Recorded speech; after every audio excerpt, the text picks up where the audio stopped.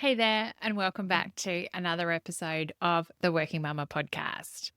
I'm the host and also fellow working mum, Karina O'Brien. And if it's the first time listening, welcome. If you've been here before, welcome back. And today we're going to be unpacking a really powerful question that sparked a huge conversation online.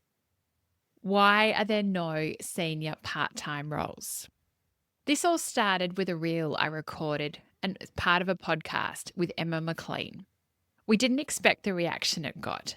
Literally hundreds of thousands of views, and even more importantly, hundreds of comments across Instagram and TikTok, all to the reel that started off with, "There are no senior part-time roles."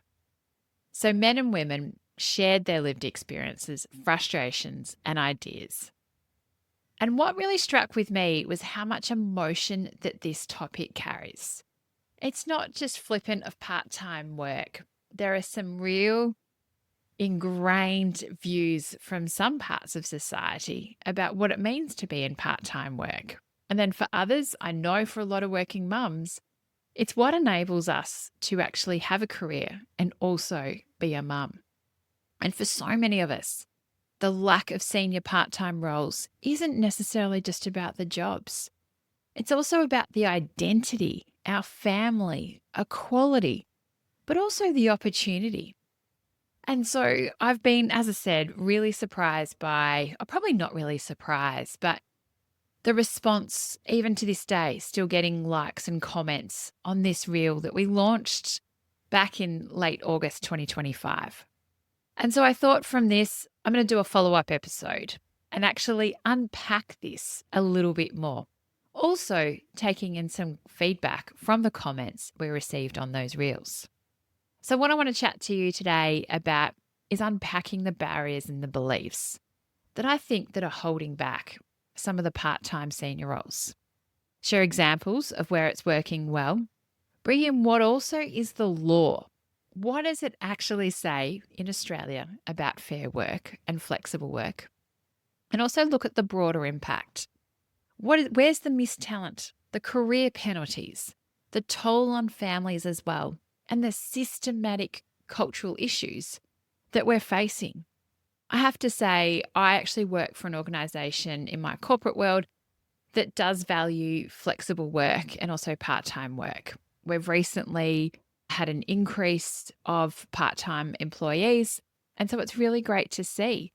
And I thought asking for this was just a natural part of work. But as this podcast really showed, that it's not that way at all. And sadly, for many people's experiences, it actually prevents them from being in the paid workforce. So yes, we know of barriers around access to childcare and the like, but I would say the systematic, organizational structures and some of the mental models, they're inherently in a number of our organizations are actually stopping many women from actually working. This is not what I've said. This is actually from comments directly in this Instagram and also the TikTok post. So yes, a bit of a recreation, but I really wanted to unpack it and discuss it. Where are the issues? What's happening? But also if you're listening, then thinking about this, what can you do in your organization, but also the advocacy that you can do around this topic. I also think as well, we also need to challenge the status quo, start raising it up, start moving towards a better future for working mums, but also for working parents. So let's start with the barriers. And when we asked this question online, the pushback came quickly, such as, senior roles need to be full-time, or big decisions can't wait, meaning that you need to be there 24/7 to be able to respond to that decision if and when it does come. Or you can't manage a project 3 days a week. And some even said, if you want flexibility, start your own business. And sadly, this is the very reason why so many women, particularly mums, do start their own business, because they want that flexibility. They need that flexibility. And often they aren't able to find that in a corporate environment, so they go and create it themselves. And trust me, being your own business owner is not as rosy and, coffee drinking as what it makes out. If you speak to many women in this space, it is a hard, hard slog. And what these comments also really show is that it reflects a deep cultural belief that senior leadership and also leadership management, there is a difference between leadership and management, equals constant availability. It's this always on mentality, which I personally thought that had really backed off a bit since that C word a few years ago. But it really shows that people's definition of being a leader is always there. And I don't believe that it is. As there were comments that people would put back in response to some of that, there was some interesting debates happening that if you actually empower your teams, that you don't have to be there 24/7. And yet, when you listen to the lived experiences, the reality is much harsher.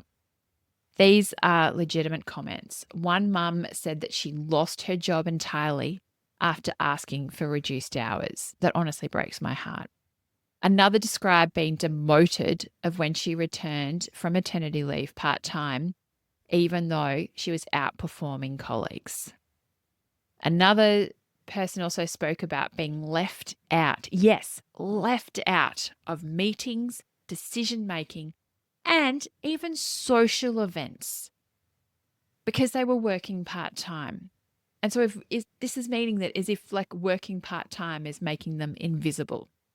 I don't know the days that these people are working or the hours, but this is the impact that is having because of mental models and sometimes the societal pressures or the organizational structures and beliefs that is part-time means you're part committed, which is no doubt the absolute opposite.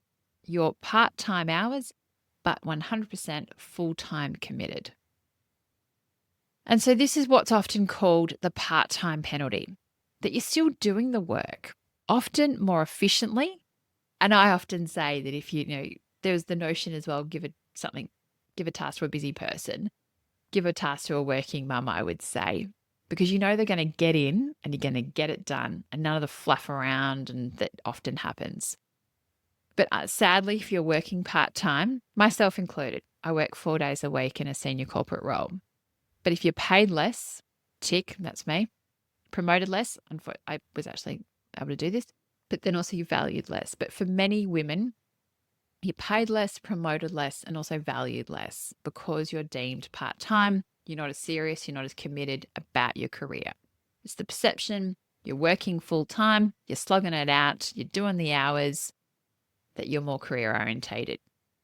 Doesn't actually take into account that you may only work part-time. I shouldn't say only. You may work part-time, but you can still be committed. And I say it's that you want both. You want to be a mum and have a career. Why should we choose? Why should it be exclusively like in two different camps? And it doesn't just stop at mums. Fathers working in male-dominated industries like construction even shared that they were asking their manager to see if they could just come 15 minutes late so they could help with drop-off. But, yes, there is a but, they were threatened to lose their job just by showing up 15 minutes later. So ultimately, they could actually have shared the mental load. Flexibility and also part-time work is still framed as a woman's issue, and men as well face stigma if they want to share the load, if they want the flexibility, and also if they want to work part-time. They're seen as they're not as committed about their career. It's going to take a lot longer to actually reach that next level if that's what they want to do. So it's really the perceptions and things like that. Ultimately, at the end of the day, it's hours. Nowhere through these conversations are we actually talking about the outputs that people are doing by working these hours. We're only talking about the 38, 40 hours that they are chained or at their desk or doing their task. Doesn't actually think about, well, how efficient are they being? I know personally, I work 4 days a week and I'm way more efficient than what I was than when I was working 5. I knew that was fluff. I knew that, I had that extra day and extra hours. Now I've got my time, I get in, I get my stuff done. Yes, I might do some extra hours at night just working for an international company, but I think I absolutely suck the life out of the, 32 odd hours that I need to be doing, and probably do way more than that as well. But I have to say on the flip side that it's not all bad news. In the comments and also what we see, that it's not all bad news. But as I said, in the midst of the frustration that many people were sharing and also some of the discrimination, I'm going to call it as discrimination, there was also stories of hope. There were a number of women that shared how they negotiated part-time senior roles because they had been with their company for years and also built trust. One mum talked about a director role she shared successfully between two women. So job sharing, a very small number of people actually do this, but there are so many success stories around job sharing. Another mentioned that about a general manager on a 9-day fortnight who was also promoted after parental leave. In healthcare, education, and government, senior part-time roles are more common. And in places like Austria, parents with kids under 8 have the right to request part-time work. Not mums, it's not just dads, it's the parents have the right. And in the Netherlands, it's normal to work part-time, even in senior roles. Again, the Nordic and the European countries leading the way, showing what is possible. And these examples show that barrier isn't practicality, it's also the mindset. And the beliefs are real. Many women say they become more productive working part-time. With less time, you become sharper, more focused, and achieve more in 30 hours than your colleagues do in 30. Businesses get it just as much, if not more value from you working. Bit of a personal story. When I came back from my first maternity leave, I was working 3 days a week, went back on mat leave. Actually, when I was on mat leave, we got someone in to actually then do my role full time, what then I was doing in 3 days. Then when I came back, I went back in 3 days, and then I realized that that was not going to be, sustainable long term. Then I went up to 4, and then after 18 months, I applied for another position, which is a little bit more senior, got a promotion. And it was funny because I went through the whole interview process, even though it was also internal. And it wasn't until after I had accepted the role, they then came back to me and said, "Oh, are you working 4 days a week in this role, or are you going to work 5?" And I was like, well, my preference is to actually stay 4. So what we did was we put on a bit of a trial, reflected on how it was going, and then I was able to prove that there's no difference. So the person, though, who was actually previously doing part of the role, he was on a retirement plan and working sort of 2-3 days a week. So obviously I was able to show more outputs than him and things as well, just because I brought some more experience into the role. But it was interesting that, yeah, now I sit on the executive leadership team, have a senior role in the organization. And it's funny now, I've also trained people to know that, yep, Karina doesn't work Mondays. If I do work Mondays, people are like, what are you doing here? I also look at it as the way that it works for me, a bit of a debits and credit system. So there has been times if I have to travel interstate or I've had to do something, say on a Monday, I've then, maybe if it's for a couple of hours, I'll then take off maybe some extra time if I can at another part of the week, or, sort of bank it up a little bit. I'm in a senior role, so I don't need to sort of do the official part, but it's been a discussion that I've had with my manager. I report directly into the CEO, that it's worked. And if I'm traveling or if I've had to do that extra day, that it's kind of assumed, okay, right, you've taken that day, you can then get it back at another time. So it's been quite flexible in that approach. I also work that on my day off, which I don't really call it it's just my unpaid day. I would say working, looking after my child is at times a lot more work than actually physically working, just given the unpredictability of toddlers and 3 or 4-year-olds. But I will sometimes check my email on those days. If I need to just respond quickly to an email, it's there. But that is on me. I know that a lot of people have better boundaries than what I do, but I just want to also share a little bit how I make it work. Also, working for an international company means that I do have to do some out of hours calls. or emails and things. But again, I look at it as a bit of a debits and credits. So I'm still also having the outputs, but also trust me, I'm doing the inputs as well. I do have a CEO. She's also a mum. She understands. She also works from home 1 day a week. And I think also this role model and leadership also plays a really big part in supporting and enabling flexible work, but also part-time. She doesn't work part-time, but I think, you can do it. And also I see having a senior role by working 4 days a week. I hope that I've inspired at least one other person in our organization or even out there in the community to actually give it a go as well. A lot of this starts with the conversation.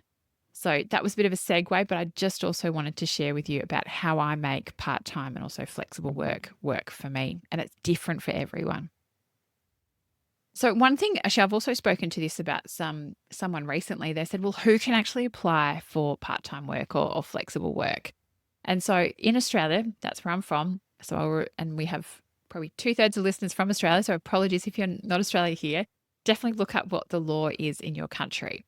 But in Australia, the Fair Work Act says part-time employees are those that work less than 38 hours a week with regular patterns. They're entitled to the same conditions as full-time employees on a pro rata basis.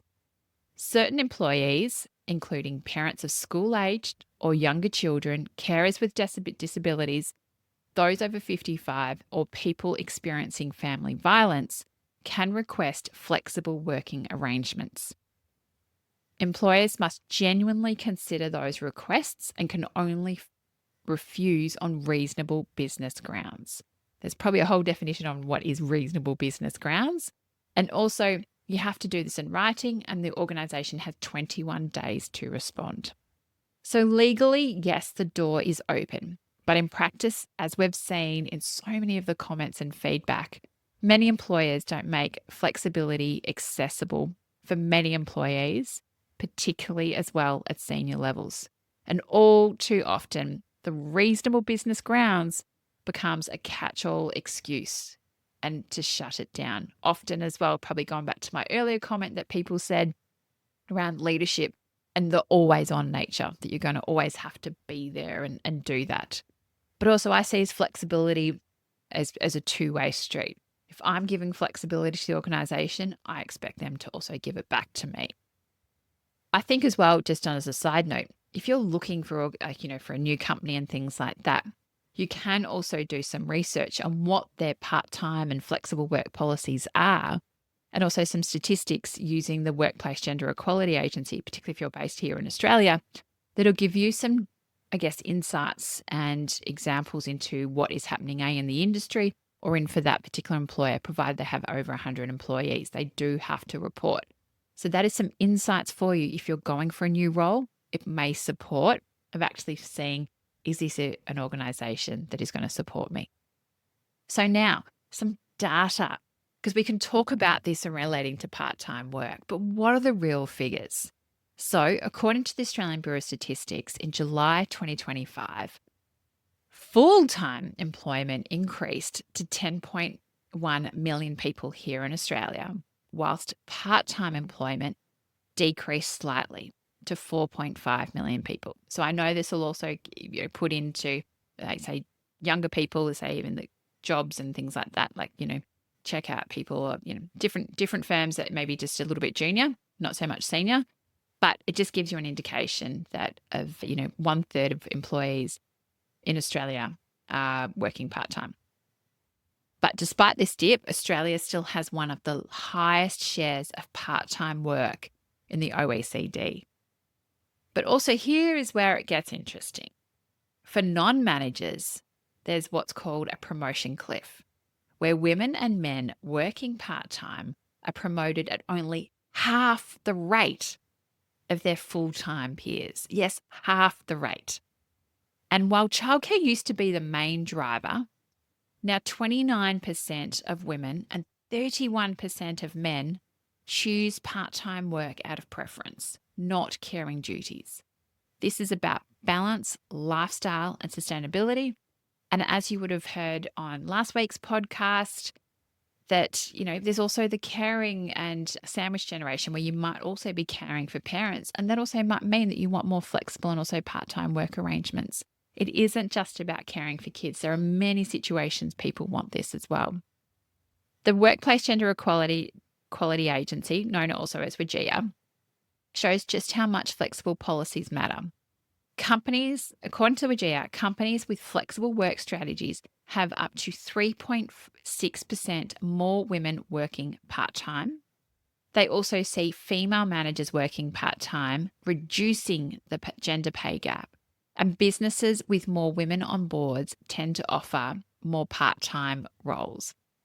It's not rocket science. It's there. Also, when we have women in senior leadership positions, they can advocate, they can support, they can create these policies if they're not already there. The data is clear that when organizations take flexibility seriously, they keep talent, but they also close the gaps. So what happens when businesses don't offer these roles? Well, firstly, they're missing out on so much amazing talent. People are saying there's like a war for talent at the moment. Imagine as well, they open their minds up to actually the different work structures there are that have all these great people that they can then recruit and then retain.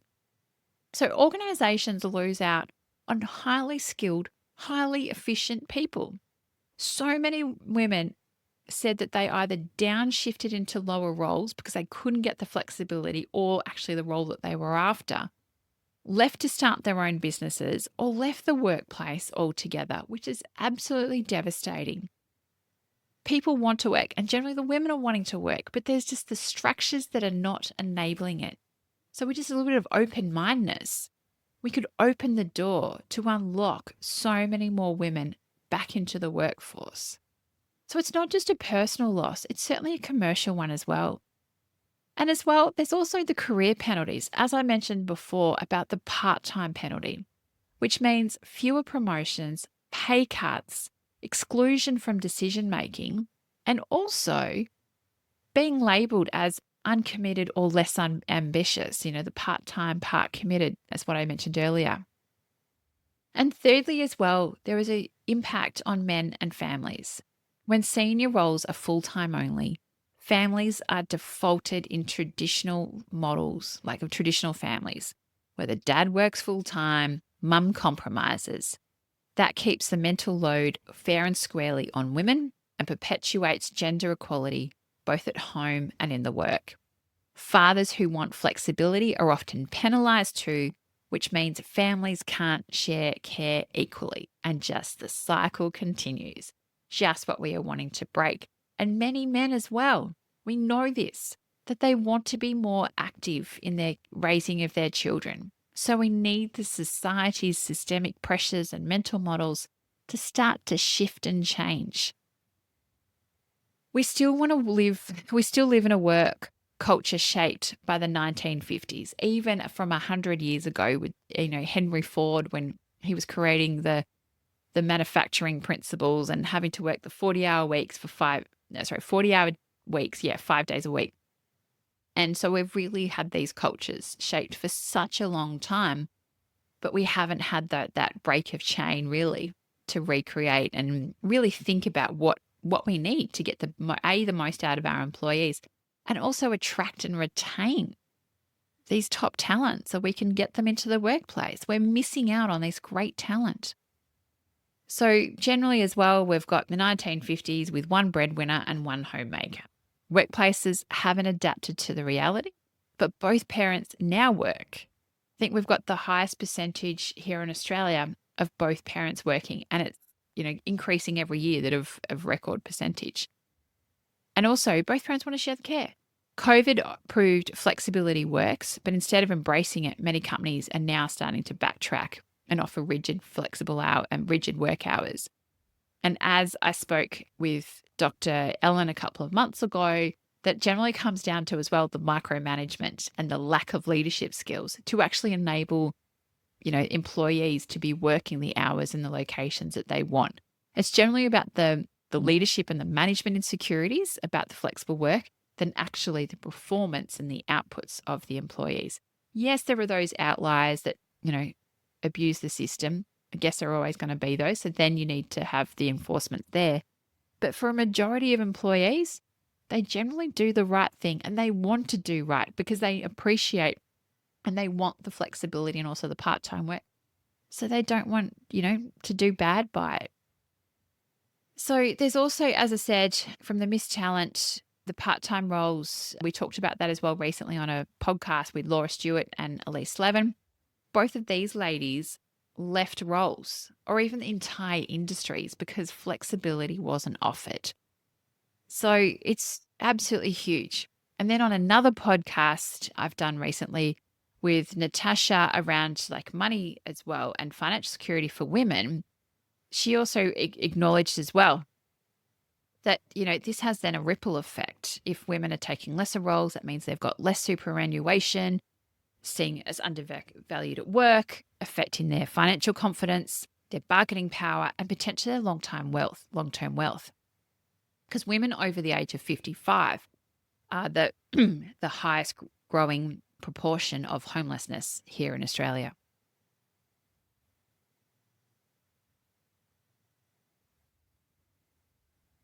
And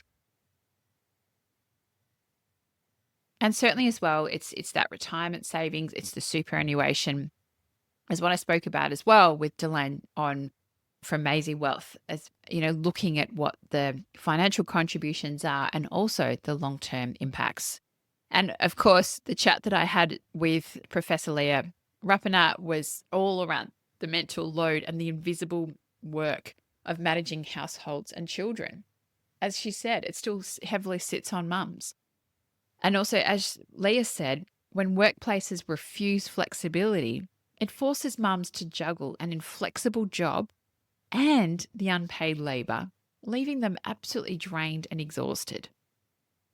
So, in fact, senior part-time roles could actually help redistribute the load more equally rather than actually take it away. And it isn't just about mums. Fathers want flexibility too, but unfortunately, stigma in male-dominated industries often punishes them for asking. This then leaves families stuck in the traditional roles. And it really just reinforces what we're already talking about. And it was interesting as well that the chats that I have had recently with Ash Pollard and Beatrice Toe, they've also shared about, how they've created their own businesses and profiles around actually their family. And so these women are, and so many women I speak to on the podcast, are redefining and I guess trailblazing in their own right just to create the systems and structures around them and really challenge it. So here we go. What needs to change? How do we change the status quo? Well, number one, it's certainly about reframing the leadership. Leadership so traditionally is about, how do we do this? It's around leadership and it's about outcomes, strategy, and empowering others. It's not about the hours that you've done. It's about the outcomes, the strategy, and empowering others. Sorry, I had to repeat it. I think it was really important. I just want to stress that. Also about normalizing job sharing and also normalizing part-time work. Let's promote it. Let's advocate it. Let's share it. I will put the call out. If you know someone particularly that you think is doing really well in a part-time role, please reach out to me and nominate this person because I would love to actually speak with them about this on the Working Mama podcast. So just put an inquiry in. I'm going to put that caveat out there. Love to hear from people. Two leaders particularly with job sharing, 2 leaders in a senior role can bring diversity, coverage, and also energy. Job sharing isn't spoken about that much either. Role model flexibility, and I'd also say role model part-time work, especially male leaders. When dads leave loudly, it helps normalize flexible work for everyone, and it makes such a difference. People might be scared, I'm just going off to some training. No, if they say they've actually got to go and get their kids, go for it. I was only on a call yesterday in a meeting and meeting was finishing and this father said, yep, I've also got a hard deadline. I need to go home and I need to be a dad and get on, do dad duties. I was like, yes, this is awesome. He's being really loud and vocal about what he needs to leave for. It's not, sorry, I've got to go home. It's, I need to be a dad. And I loved it. Absolutely loved it. I actually at the end though didn't acknowledge it, but I will do that in the future, hopefully when that happens again. Because I want to celebrate this, celebrate men leaving loudly. Design flexibility from the start. Imagine job ads that say, this role is available for part-time, full-time, or as a job share. I've very rarely seen those roles. This also signals openness and not reluctance. I would also say that another part is around broader advocacy. Push government and industry bodies to go further, ensuring flexible work rights aren't just theoretical, but actually enforced. And the same with part-time as well. We need to advocate for part-time, particularly I think as well, if, people that are working 3-4 days a week or, it might be part-time hours, like there's so many different models that can be done, but we need to advocate and show what is possible. I love Emma McLean. Yes, this podcast, his episode is actually off the back of our podcast, but only this week, so I'm recording this in September 2025, she's just launched the New Zealand 2025 power list of part-time workers, which I think is just an amazing process that she's gone through to also advocate for women that are doing this and working in part-time roles, which I think is just absolutely amazing. And also number 6, it's about also keeping the conversation going. We need to keep at this, show that part-time work is possible, show that part-time is not part committed, but we're all in it together, that we are committed and really changing those mental models and those beliefs. Share the stories. And if you've got someone questioning themselves, throw out suggestions such as, saying to your employer, for example, can we go on a trial for maybe 3 months and see how this works? So you can prove and I guess hustle for that 3 months to show, yes, this is going to work. Set the expectations about the deliverables. Understand, okay, this is the role, these are the tasks, these are the outcomes, and agree on it. Try it, see if you can go on a trial and go from there. But it's worth having the conversation and just try and challenge and debunk those myths that there might be out there. So if you've got any questions, certainly reach out. So in closing, why are there no senior part-time roles? And that's really where this whole episode started. The truth is there are some, but sadly they're rare. And I will also say from personal experience, and even this came up in some of the comments, they are probably more for people that have been with the organisation for a lot longer than someone new going for a new role. And the main barrier isn't necessarily always logistics or the law. It's cultural. It's systemic.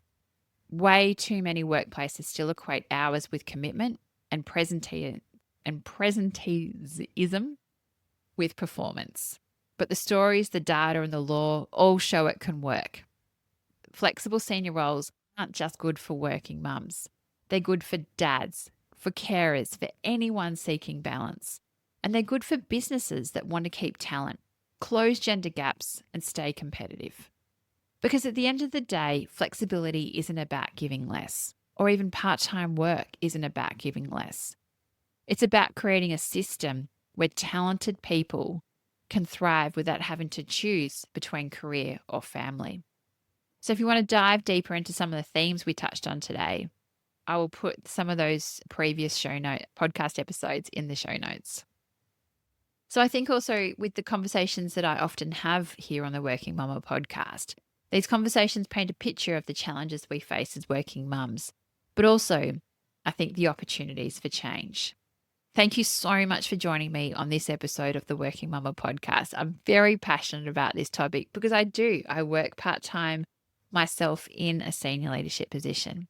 And as always, if you've got a good story, good or bad, about senior part-time work or even just part-time work and how you're making it happen, I'd love to hear from you. So share it with me on Instagram at Working Mama Community or at Working Mama Podcast. And the more that we speak up, the closer we get to change. So until next time, I'm Karina O'Brien, and this is the Working Mama Podcast. You can do hard things, and we can do it together.